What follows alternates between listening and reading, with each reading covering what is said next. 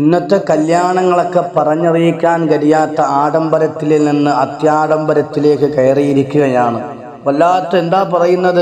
വല്ലാത്ത ധൂർത്താണ് കല്യാണത്തിൽ നിന്ന് നാം കണ്ടുകൊണ്ടിരിക്കുന്നത്. ആവശ്യമില്ലാത്ത കുറെ ചെലവഴിക്കലുകൾ. എന്തിനാണെന്ന് ചോദിക്കുമ്പോൾ അതുപോലും അറിയില്ല. ആളുകളെ മുന്നിൽ പണപ്പെരുപ്പം കാണിക്കാനാണോ അല്ലെങ്കിൽ മറ്റെന്തിനാണോ ഒന്നും അറിയില്ല. ആട്ടവും പാട്ടവും ചാട്ടവുമായി ഇന്ന് മുസ്ലിമിൻ്റെ കല്യാണം മലിനപ്പെടുത്തിയിരിക്കുകയാണ്. വല്ലാത്തൊരവസ്ഥയാണ്.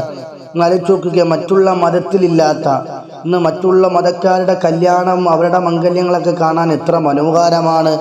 ആ മനോഹാരിതമായ അവരുടെയൊക്കെ മംഗല്യ പന്തലുകൾ ഒരുങ്ങുമ്പോൾ മുസ്ലിം സമുദായത്തിൻ്റെ കല്യാണം വരുന്ന സമയത്ത് എത്രമേൽ മെച്ചമായ ആർഭാടവും വല്ലാത്ത ഒരു ധൂർത്തുമാണ് നമുക്ക് കാണാൻ കഴിയുന്നത്. വല്ലാത്തൊരു അപകടമാണത്.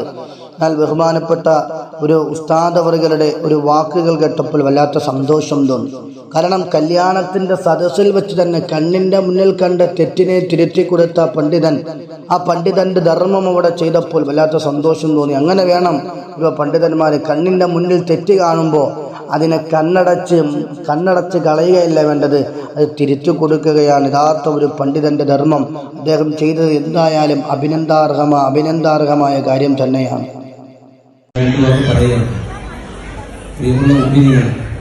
മുണ്ടക്കയിൽ നടന്ന സംഭവം നമുക്ക് എല്ലാവർക്കും അറിയാവുന്ന വിഷയമാണ്. ഒന്നുമില്ല, ആ പ്രദേശം ഒന്നുമില്ലാത്ത അവസ്ഥയിൽ അല്ലാഹു എല്ലാം എടുത്തു കളഞ്ഞു.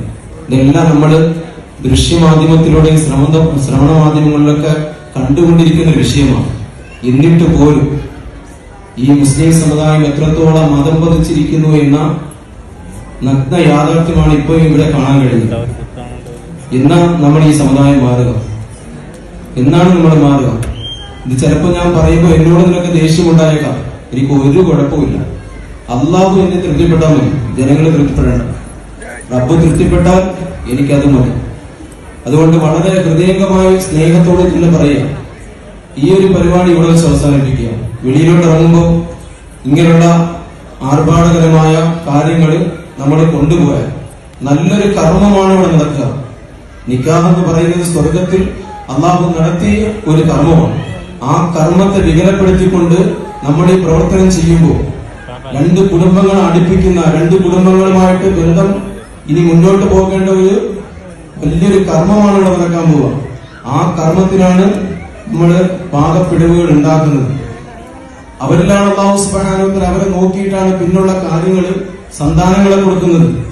നല്ലൊരു കുടുംബബന്ധം അതിലൂടെ മുന്നോട്ട് പോകണമെന്ന് നീ അല്ലാഹു തീരുമാനിക്കും. അതുകൊണ്ട് അല്ലാഹുവിനെ പശ്ചാത്തപിച്ച് മടങ്ങുക. ഇത്തരത്തിലുള്ള കാര്യങ്ങൾ നമ്മൾ മാറ്റിവെക്കുക. നമ്മുടെ കുടുംബത്തിലും ഇൻഷാ അല്ലാഹ് ഇതുപോലുള്ള പ്രവണതകൾ ഇനി ഉണ്ടാവാൻ പാടില്ല. നമ്മൾ അറിവില്ലാത്തതിന്റെ പേരിൽ ചെയ്തു പോകും. അള്ളാഹു പുറത്തു തരട്ടെ. എന്റെ പ്രിയമുള്ള സഹോദരങ്ങൾ, എല്ലാ ഉമ്മമാരും കേൾക്കാൻ പറയണം, എല്ലാ ഉപ്പമാരും കേൾക്കാൻ പറയണം, എല്ലാ സഹോദരങ്ങളും കേൾക്കാൻ പറയണം. ഒരുപാട് സംസാരിക്കാൻ അങ്ങനെ ഒരു സ്റ്റേജ് അല്ല. ഞാൻ നിർത്തുകയാണ്. അതുകൊണ്ട് അല്ലാഹുവിന്റെ തഖ്ഫീൽ ഇഷാ, ബുദ്ധിമാന്മാർക്ക് സൂചന മതി എന്ന് അല്ലാഹു റസൂൽ പറഞ്ഞിട്ടുണ്ട്. അതുകൊണ്ട് ഞാൻ നിർത്തുകയാണ്. അതുകൊണ്ട് ഇനി മുന്നോട്ടുള്ള കാര്യങ്ങൾ വളരെ ഐശ്വര്യമായിട്ട് നിബിധങ്ങൾ പറഞ്ഞത് അഹ്ലിന് നിക്കാഹങ്ങൾ പരസ്യമാക്കാനാണ് പറഞ്ഞത്. ഇങ്ങനെ ആർഭാടം കാണിക്കാൻ നിബിധങ്ങൾ പറഞ്ഞില്ല. എല്ലാരും വിളിച്ചു കൂട്ടി. ഇങ്ങനെ പാണ്ഡിമേളോ ഇങ്ങനെയുള്ള കാര്യങ്ങൾ നടത്താൻ നിബിധങ്ങൾ പറഞ്ഞില്ല. നിബിധങ്ങൾക്ക് എതിരാണ് നമ്മൾ പ്രവർത്തിക്കുക. അല്ലാഹു തൗഫീഖ് നൽകി അനുഗ്രഹിക്കട്ടെ.